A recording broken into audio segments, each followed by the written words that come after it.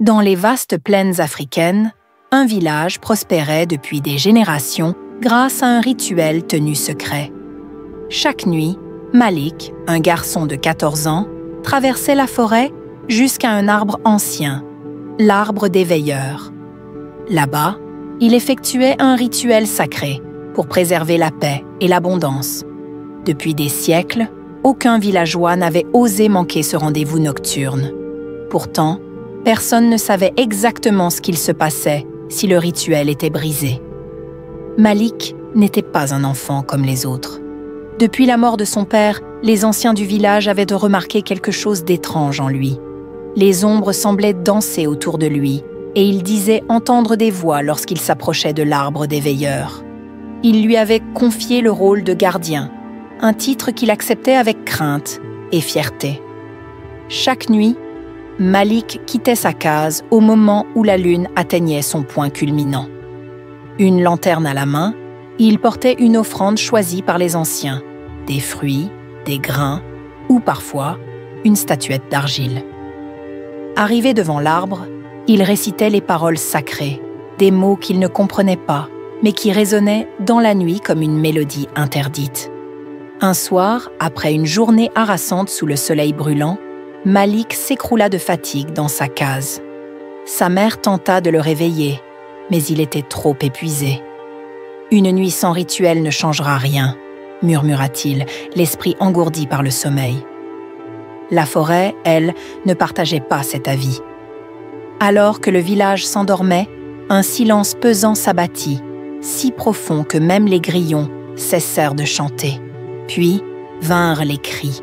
Un troupeau de chèvres se mit à courir frénétiquement en cercle.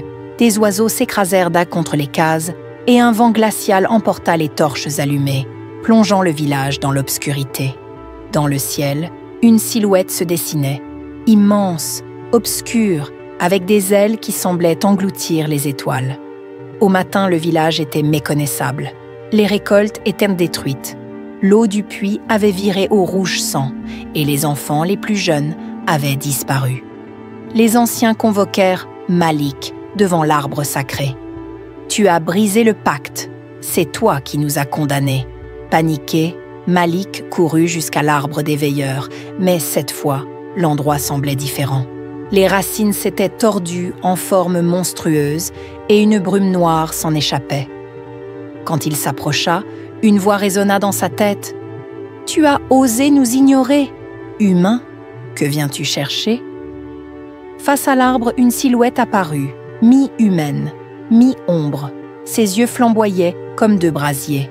« Chaque offrande acceptée a un prix, » murmura-t-elle. « Nous avons pris ce que vous avez refusé de donner. » Malik comprit que les esprits avaient pris les enfants pour punir le village. Il tomba à genoux. « Rendez-les-nous. Je ferai tout ce que vous demandez. » L'ombre éclata d'un rire glacial. « Tout ? Tu donnerais ta liberté ? Ta vie ?» Sans hésiter, Malik accepta. La silhouette s'approcha et posa une main spectrale sur son front. Un cri jaillit de sa gorge, mais aucun son ne sortit. À cet instant, la voix de Malik lui fut arrachée, emportée par le vent. Quand Malik revint au village, les enfants disparus l'attendaient devant sa case, indemnes mais silencieux. Les champs avaient repris leur verdure et le puits coulait à nouveau. Mais Malik ne pouvait plus parler. Son sacrifice avait apaisé les esprits, mais à quel prix? Les villageois réalisèrent alors que le rituel n'était pas qu'un simple devoir. C'était une dette envers des forces bien plus anciennes et bien plus puissantes qu'eux. Désormais, Malik continuerait chaque nuit à accomplir son rôle, prisonnier d'un pacte scellé par le silence. On raconte encore aujourd'hui que l'arbre des veilleurs se nourrit de ceux qui osent défier ses lois.